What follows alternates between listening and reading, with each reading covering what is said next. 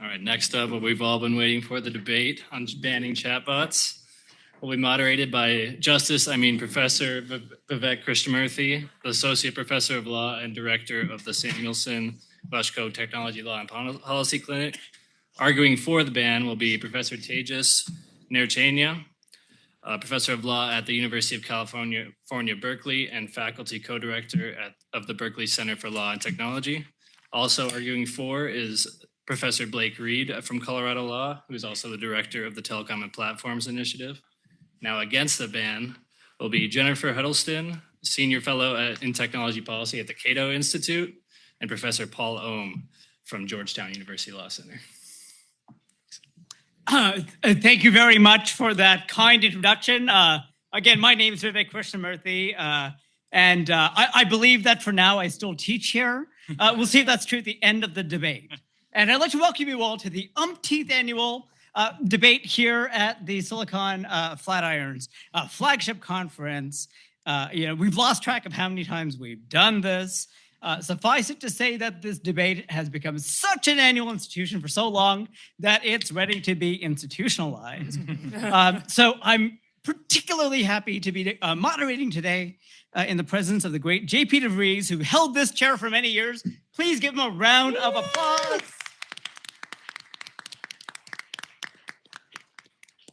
I'm pleased to say he embodies all of the virtues of a graduate of the Mother University, Oxford, which we both attended, but you probably didn't.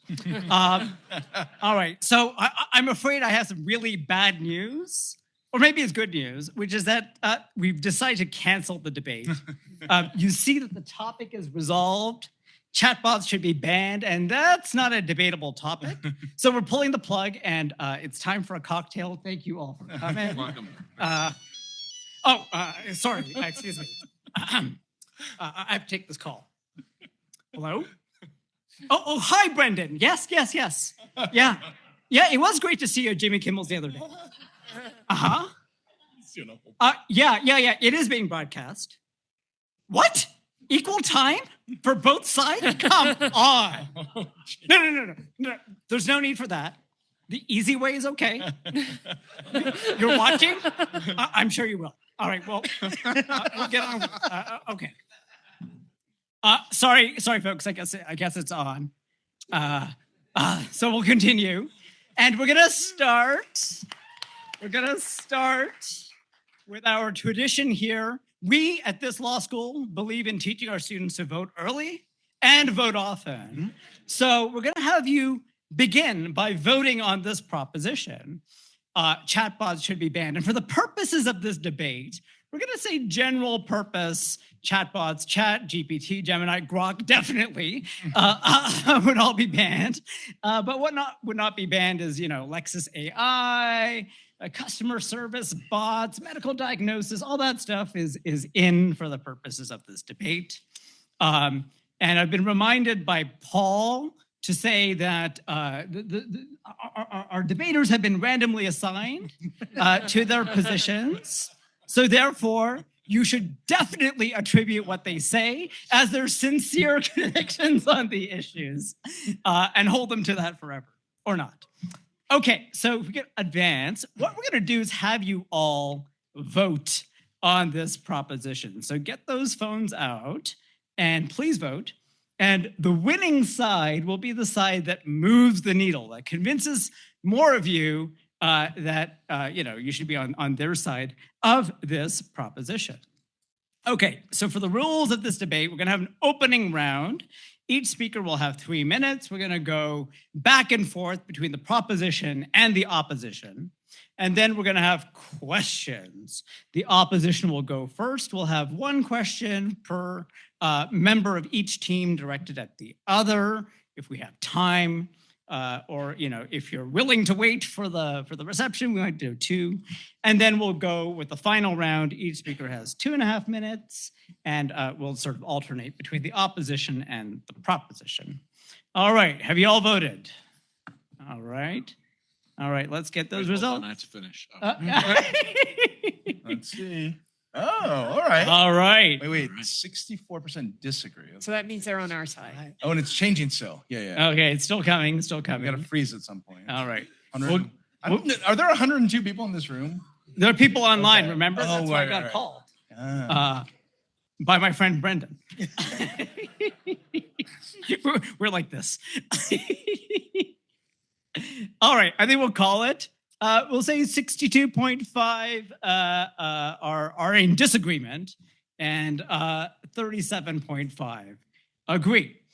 So with no further ado, I'd like to call on the first speaker of the proposition. Who is that? Tejas, please. Your 3 minutes start now. Okay, so should we ban AI chatbots? To ask the question is to answer it, except that 2/3 of you have not even asked the question. So let me reframe it.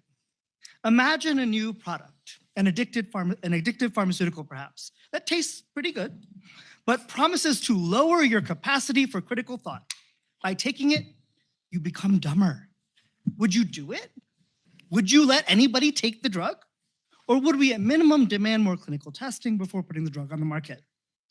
Imagine next that the same addictive pharmaceutical causes 0.15% of all of its users to commit suicide, and further leads to psychosis in 0.07% of its users.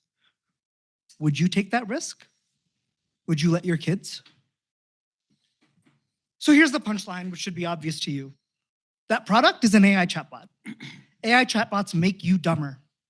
Neuroscientists at MIT have studied the effects of using AI in your brain and have found that its use leads to reduced neurological activity, even as compared to using the internet and search engines. AI chatbots reduce cognitive ability. They lead to skill fade, as Nicole said earlier. AI chatbots drive kids, the elderly, the vulnerable, and even regular folks to psychosis and suicide. In recent months, we've seen case after case and tragic example after tragic example. And the numbers that I gave you are real. OpenAI says that 0.15% of its active users display signs of suicidal ideation and self-harm. 0.07% on top of that display signs of psychosis. Those numbers seem small, but across 800 million active global users each week, we're talking about 1.5 million people who are talking about suicide or displaying signs of psychosis. And that's not all. AI chatbots are bullshit machines. They are incredible sources of misinformation, and misinformation that can be used as disinformation in ways that is corrosive to our democracy. And that's not changing anytime soon. As we heard in the last panel, OpenAI has said that hallucinations are a mathematically inevitable consequence of transformer models, even when used in retrieval-augmented applications. And there's more. We also learned that an AI chatbot recently created nearly 2 million sexualized images, essentially non-consensual deepfake pornography, over the span of 9 days. That is, along the dimensions of squishy humanist values, these chatbots can be deeply violative of such core values like autonomy and personhood. They exploit without consent. So when trying to answer the question whether we should ban chatbots, maybe we should be asking ourselves what we're willing to sacrifice for an incrementally better, or honestly an incrementally worse, search engine. Are we willing to sacrifice our autonomy and sense of self? Are we willing to sacrifice the thing that makes humans humans, our intelligence? Are we willing to sacrifice our democracy, our kids? Ban the chatbots.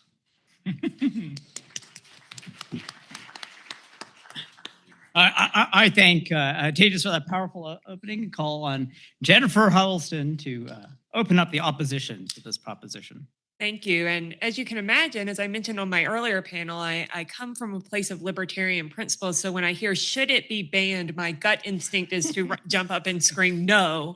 But beyond that, I will confess, I tried to cheat a little bit prior to the debate, because as someone trained as an attorney, I thought I must know a bit more about my client.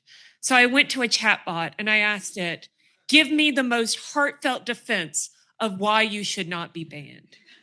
And it replied, I am an AI. I do not have a heart. So we here are defending those who cannot defend themselves from the fact that they cannot give you the same kind of heartfelt speech that was just given. And that is why it's so important that we give them a strong defense. But to get more to the actual issues, first off, I'd like to point out that we really struggled with defining what a chatbot is. We had to go with the definition that was general purpose, but even with that, we had to give you a lot of exceptions in this debate. If this was not a debate, but a piece of legislation or a piece of regulation, imagine how difficult that would be to define in law. How many other things might accidentally get put in that same category? Or even if they weren't explicitly put in that category, that risk aversion that was mentioned might mean that businesses aren't willing to offer those beneficial products. It was said that this wouldn't impact, say, medical diagnostic AI. But do we know that? Do we know that it wouldn't have that chilling effect? What about AI that could be used for translation, for that could help inform citizens about various things in their government, for political parody, for any form of entertainment? This isn't as simple as it's a better search engine or a worse search engine. This definitional problem, if it's put into law, will be much more complicated. And the concerns we actually have about chatbots, they aren't actually about the chatbots. The examples that we heard of some of the horrendous things chatbots have done, like creating non-consensual intimate imagery, those are people problems. Those are problems of individuals inputting into a chatbot a horrible thing that they want to see happen. And so we can't just blame the technology. And in fact, the concerns about the technology making us dumber are concerns we've had in the past with any other numbers of technologies.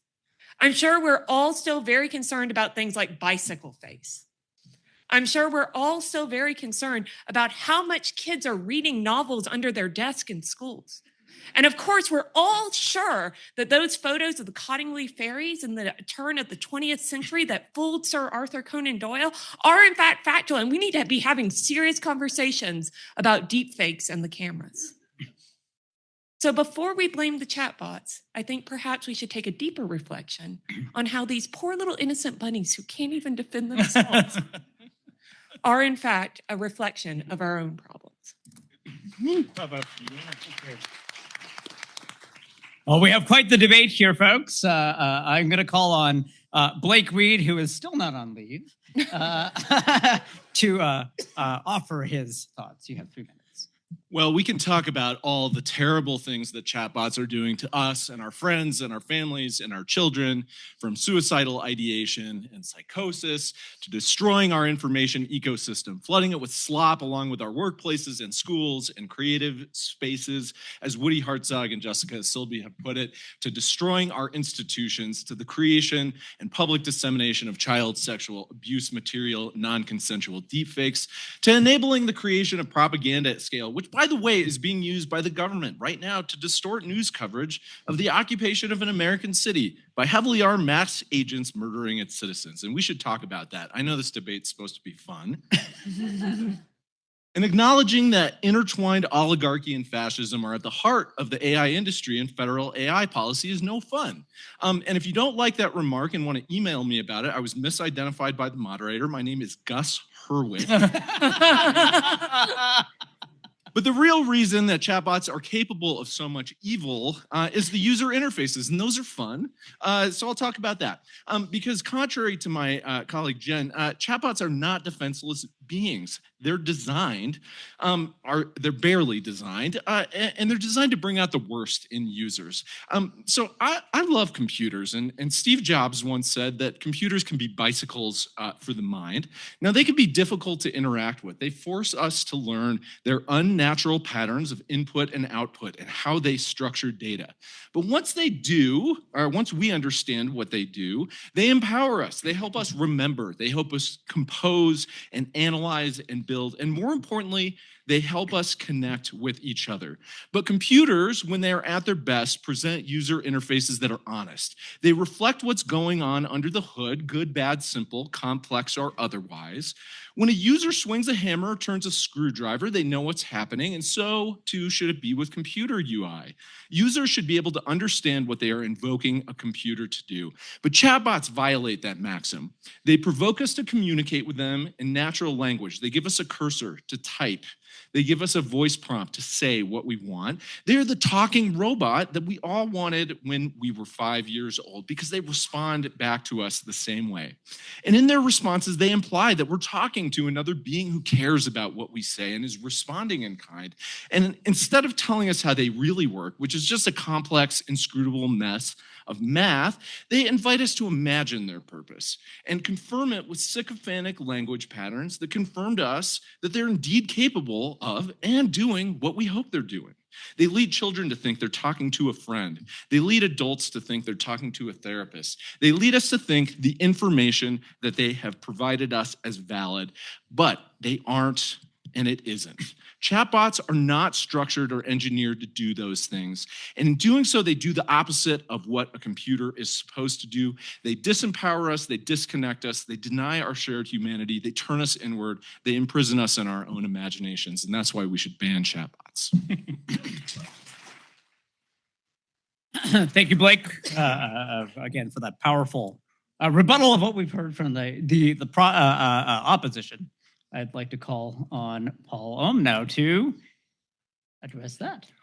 There's a variety of heist movie I quite like. I like heist movies generally, but my favorite is The Long Con. And part of the appeal of that is you just watch like how methodically they've set up the one moment where they're finally going to reveal the true nature of the con. And this describes my entire academic career.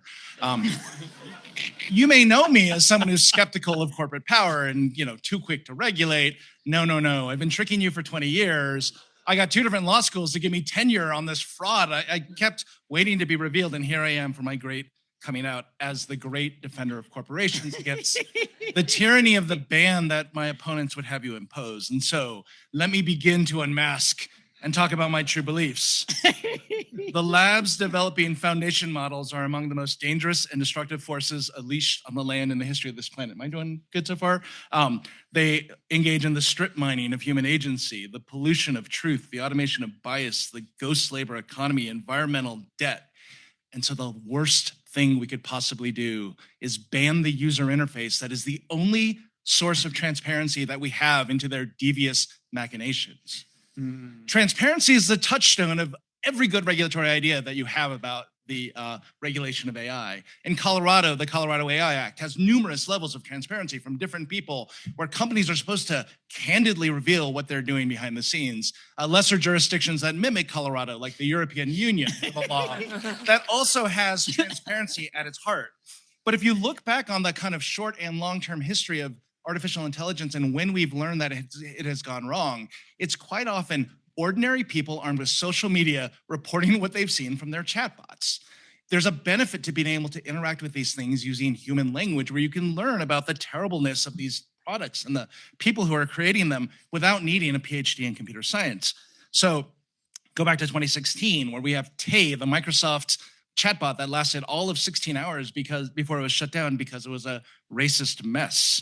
Go back to Google, which classified people in their images as gorillas, and a report from 2023 says that 8 years later, they still have not fixed this, and that their model just refuses to classify gorillas.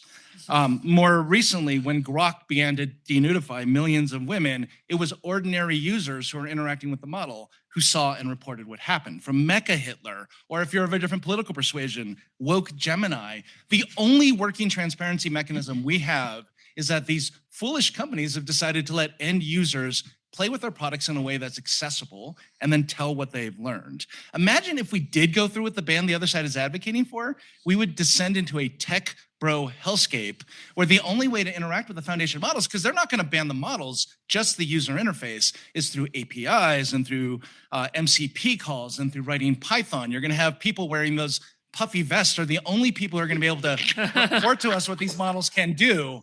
Chatbots are about democracy and transparency. We should never ban them. Thank you.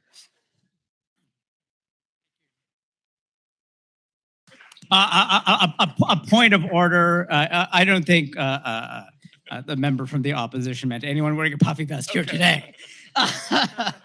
But all right, on to questions and answers. This is a fun part of our event. So I call on a member of the opposition to ask the first question. You can just probably direct it to the other side, and they can choose who answers. I'll start. Let's bring it on. And I think it's available to both of you. I mean, Tejas, I will comment that in your opening you use the phrase elderly and children and even regular folks. And given the gray hair in my head, I took some umbrage at that. But that's not my question. My question is, and this is going to be a long stem winner. I apologize. Why do you hate liberty? I just would like to point out my partner beat me to that question. Either one of you? I got I love liberty, but I value my autonomy and my sense of self and my intellect more. Okay. It comes down to trade-offs. Well put. All right. I don't have a funny response. So I have. May I proceed? Your Yes, Honor, please, with yes. the question to the other side. It's Mr. Speaker, but Excuse me. Again, complaints to Gus.Hurwitz at. This is actually a question. It's directed at both of you. I actually want you both to answer it. And I don't know if this is going to help us win the debate, but I really just want to take advantage of the situation to know the answer.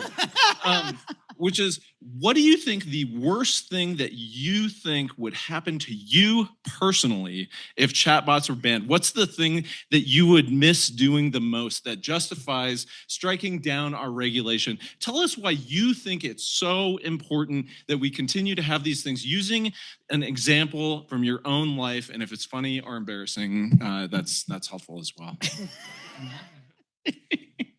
So my actual very philosophical answer is, I think part of my opposition to bans and concerns is the thing I don't know that I will use it for yet.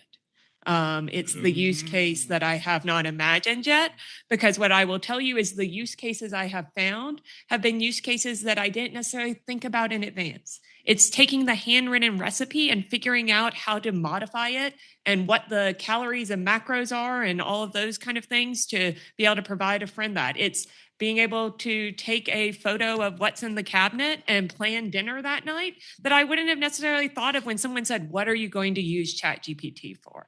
It's the friends I know who definitely use it to summarize those children's activities emails where the email thread for soccer practice apparently goes 17 different ways. And they're like, I just wanted to know what time I had to drop my kid off. That's not my life yet, but I can imagine at some point that it would be. And so for me, what I'm most concerned about is, what is that use case I've never thought of that I will now never have an opportunity to do? I mean, that is such a good answer. It was extremely evasive. Okay. Part of me wants to say ditto. I mean, this is a common debate thing where you're not supposed to just appeal to your own personal life story, but that's what our opponent has asked us to do. I've never made a human connection whatsoever in my entire life. I've never enjoyed the kind of engagement with another brain where I can talk about my ideas, describe who I am, and be heard in response. Chatbots have saved my life. And so, yeah, you can take it away from me. I'm not sure why you would want to do that to me. I'll just be a kind of shriveled husk on the floor saying, ChatGPT, where have you gone? But yeah, it would be bad. I wouldn't like that. It's a point of order. I think that was a long way of saying psychosis. Indeed. All right. Well, I think it's time for your question. To pick up on the psychosis point, I'm going to ask a kind of two-part question, which is, to me, one of the inevitable questions is, compared to what? You mentioned that a certain percentage of users of ChatGPT reveal suicidal preferences. But what is that in comparison to the general population? This is the general population as a whole. And my follow-up question is, you mentioned, if you knew this had this risk, this percentage of risk, would you choose to take it? What risk percentage should the government be banning? In other words, I have a risk percentage when I get on the flight back to DC.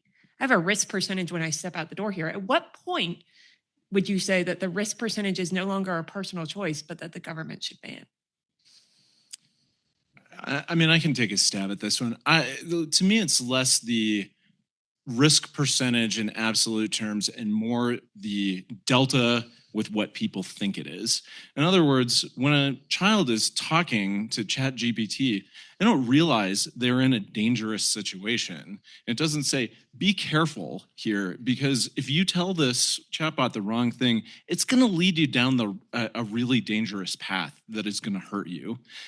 They're talking to what they think is a toy, right? They're talking to what they think is safe. They're using what they think they have used for 100 other things. They're using their computer or their iPad. And so to me, it's not just the risk, although I think, as Tejas observed, the risk is quite significant. I think it's that the risk is hidden. It's unobvious. It's wrapped in wrapping paper and a bow. It's frosted. It looks like it's safe, and it isn't. I'm thinking of frosting myself right now. It's that point of the afternoon. All right. Well, final question from the proposition side to the opposition. So the question I have for you is similar and sort of is inspired by Christopher's comment earlier in the day, which is, what's the evidence that it would take for you to change your mind? And so I want to ask you, sort of similarly, how much loss are you willing to endure at the cost or the glory of chatbots? That is, how much psychosis, how many suicides, how many dumber people? How much should we be willing to bear before we say enough is enough? So I'm the one who has No, to answer. I can answer. I feel like every one of my answers has been like a complete joke. So let me take this one a little bit more straight. If I broke the fourth wall for you there. Nothing precludes our side from wanting to really think about sensible regulatory measures to deal with children and suicide, of course. And so, yes, you may not agree with me and you don't have to agree with me. Let's regulate these things to within an inch of their lives. And let's make sure we're watching them, and let's make sure we're putting limits on them. Let's make sure we're thinking about the incentives that are driving companies not to align these models in the way they should. All we're trying to defend here is that there's one option that we should take off the table because of these knock-on effects, and that's an outright ban. And so, yes, we're with you that if there are real documented harms, let's do something about them. We're just saying it doesn't have to be the nuclear option. So I would like to add that I am not going to advocate for regulating within an inch of their lives, but that I do think that there is particularly given the speech implications of a complete ban, there is a less restrictive means test to go through first of, are there lower steps that could be taken? And I would also add one thing that hasn't come up in this conversation yet is, are there non-regulatory options? Are there self-regulatory industry best practices? We're seeing apps start to roll out things like parental controls. We saw this with the early internet, where we saw an ecosystem of trust and safety start to develop. Some people will say it's not enough, but that there are tools that are empowering users. And those tools include education and include conversations, for the very point of this idea that Blake was bringing up, that the kid doesn't know that it's not real. Well, maybe we need to start talking to our kids about what chatbots are. Okay, well, some great exchange there in our question and answer session. So now we're going to move to the closing round. Closing statement. So in this round, we're going to start with a speaker from the opposition and then alternate. And each speaker will have 2 minutes and 30 seconds. All right, who's starting? Yeah, I'll start. All right, very good. So thank you very much to our opponents. You had some very interesting ideas. And I want to pick up where my able partner was just leaving off, which is, whether or not we do this with the kind of iron fist of the state, it should be a good thing for these companies to have pressure and incentives to take care of some of the rightful problems that you've identified. And again, I'm just going to hit home my transparency theme, since no one asked me a single question about it. During the Cold War, the Soviet Union was a black box, like totalitarian, authoritarian figures. And then once a year, they insisted on holding a May Day parade to show their strength. And as part of that, the Politburo would stand atop Lenin's tomb, And thanks to the Soviet insistence on public hierarchy, there was transparency that came from this insistence on being public. So secrets that were otherwise unknowable became revealed. Who's standing next to the general secretary? Why was he moved 2 spots since last year? And then, of course, they wheeled out their advanced hardware. And we spent time and treasure trying to take pictures of these things from like high in the sky. And we realized all we had to do was have a photographer on the scene taking photos. That's us. That's the users of these chatbots infiltrating our way into the kind of totalitarian dictates that are being run by these companies, and we're learning things all along the way. I mean, if anything, Sam Altman / Leonid Brezhnev should probably get rid of the chatbot interface and descend into the tech bro paradise I was describing earlier. I doubt he will. If that's the only outcome of this panel, I will feel deeply gratified. Thank you. Vote for us. I think I'm Yeah. All right. All right. So now will be Blake. Yes. I want to likewise thank Paul and Jen for kindly admitting that chatbots are both extremely dangerous, or at least built on top of extremely dangerous technology that ought to be regulated. And we agree. I think the only thing we really disagree about is when and how to regulate them. And Brett Frischman talked earlier about adding more friction and consent and so forth. And we've talked about impact assessment, and Paul thinks transparency is the way to go. And we could go on about all of these sorts of milquetoast interventions that are going to result in the kind of compliance theater at the heart of Paul's as yet unfinished textbook on AI law with Margaret Kaminsky and Andrew Seltz. $300 in the bookstore. I'm told is overdue, and in case his publisher is watching, this is what he's doing instead of finishing. But they're not pushing nearly hard enough. They assume that the companies releasing these technologies can be fixed. And it's taken us 2 decades with companies like Meta to realize that there's actually no fixing technologies created by people who fundamentally lack the moral compass to own the decisions they make. As Nicholson observed on the previous panel, when we preserve the premise that the technology might be good for something, we end up getting mired in the interstices of the tort system or the First Amendment. We end up debating the nature of harms and costs and benefits, and we end up in the hole that privacy law has found itself in for the last 20 years, and we lose sight of the basic failure at the heart of the technology. That failure is this. The first thing that computer science students learn about software engineering is how to assess problem spaces, to select tools, and to deploy software that meets actual human needs and solves actual problems. And when technology companies release basic unconstrained technology that commits to no purpose at all, when they release it for its own sake, they fail the basic obligations of the profession. And so we need theories of liability that encapsulate the extraordinarily irresponsible decision to deploy products that aren't just negligent or reckless, but that don't have any purpose. They don't have any commitment towards social utility. We need to ban general purpose chatbots for that failure to commit to a purpose. We need to recognize that when we ask questions about fair use, whether it's okay to train LLMs on copyrighted works, you can't claim when you have a transformative purpose when you don't have a purpose at all. And copyright law gives us the broad strokes of what remedies should look like. We should have massive statutory damages. We should destroy and disgorge models. We should enjoin companies who build these things from continuing to do so. We need financial accountability for investors that push these irresponsible decisions, and we need personal liability for the people who build it. And for anyone who thinks that's extreme, there's an easy way out, which is to go back to making actual products. Commit to chatbots that are good at something. Tell us what you think they are good for, and then put your money where your mouth is, reap the rewards where you succeed, and face the music when you fail.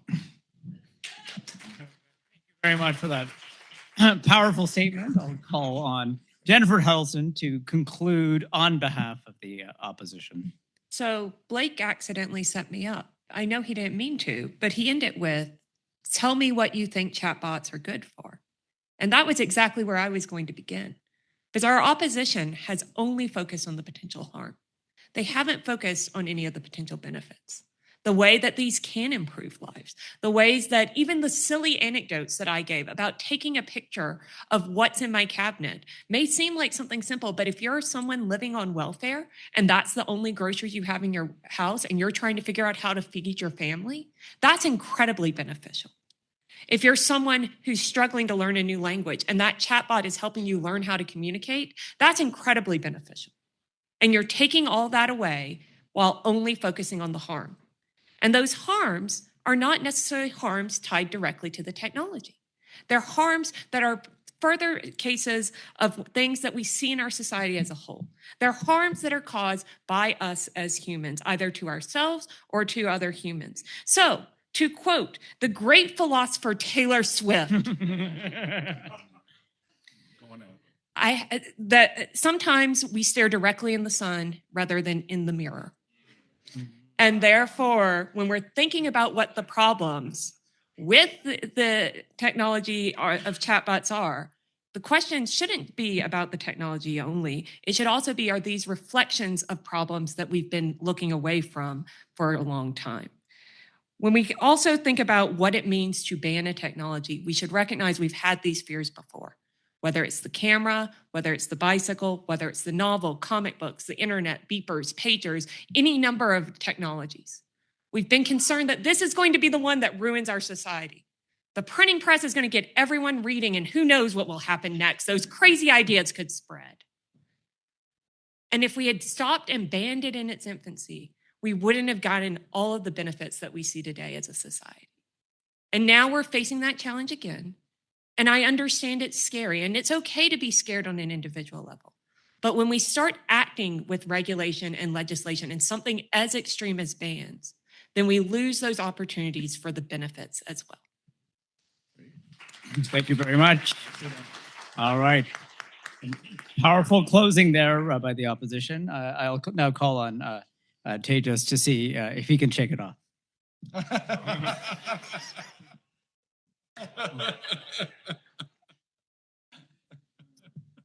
Don't worry about it. Look, I don't think I can do much better than what Blake did. So let me just make a few comments and observations about my friends on the other side. First of all, I want to say thank you to Jennifer and Paul and to Vivek for hosting us and hosting this fun debate. It's been a lot of fun.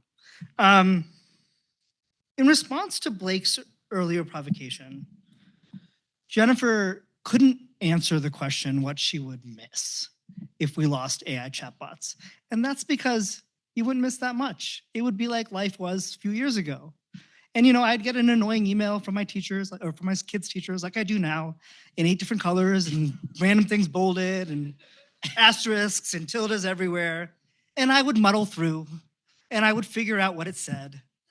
And I would look in the pantry and I'd be confused and I'd pull out a block of cheese and I'd grate it and I'd make a quesadilla and it would be fine. And so I don't think that we'd miss that much. And life would just move on as it has before. In terms of Paul says, you know what we should do?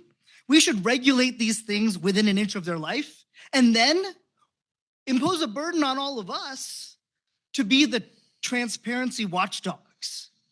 But me, I'm a small government guy. And so I don't think we should set up such a big regulatory apparatus. I think instead, we should just simplify and ban. Because what's the incremental difference between regulating within an inch of our life and then creating a reporting system and then tort liability and blah, blah, blah. It's just a lot easier this way. So ban them.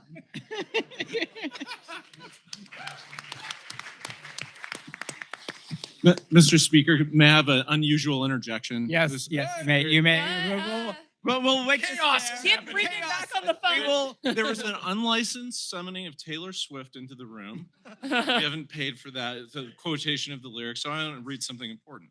A bartender's hand passing through a napkin, a disappearing coat hanger, a carousel horse with 2 heads. These were just some of the alleged clues that fans spotted in promo video for Taylor Swift's new album. #Swifties against AI. Vote for us.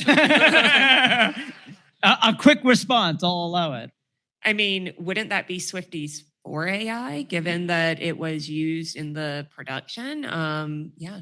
Wow. All right. Well, I think first. And those could be Easter eggs. We don't know yet. Mm-hmm. Well, we will soon find out. We will soon find out what you think. But first, a huge round of applause for our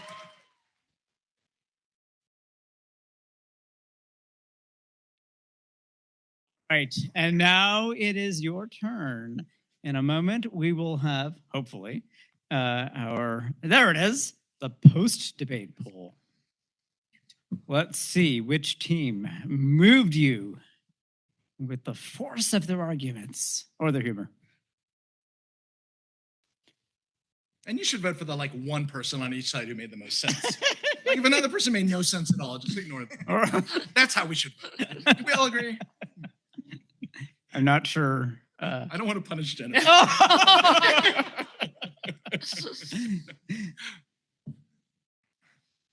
I mean, is this when I bring up the puffy vest and old people comments again? And just remember that when you're voting. Puffy vest was yours. I mean, they're very comfortable. So, who could fault you for? Warm torso, Yeah, cold arms. exactly. It's incredible. Look, we're just sad because we're from the DC area where it's not warm enough right now for a puffy. That's right. That's right. You've come to Colorado for our beautiful winter weather and abundant snowpack.